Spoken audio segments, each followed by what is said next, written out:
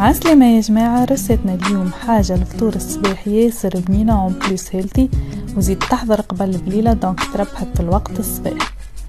تابعوا معايا الرسيت واكيد باش تعجبكم.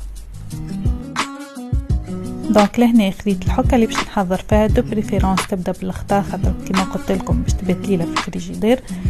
اول حاجة باش ناخذ 3 مغارف كبار شوفان والا 4 باش نزيد عليهم مغرفة كبيرة بذور الشيا.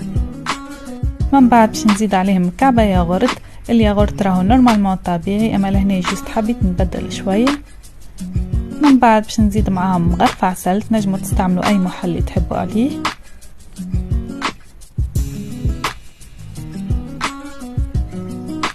ولهنا باش نزيد عليهم شوية حليب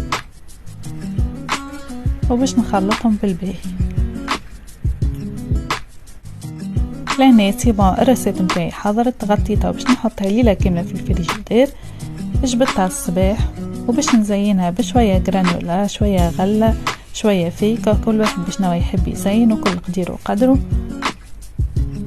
الرسيت هذه راهي تشبع على الاخر وتقنع مش نورمال، وبليس راهي ياسر بنينة. ننصحكم جربوا الرسيت واكيد باش تعجبكم، وصحة وبشفاء.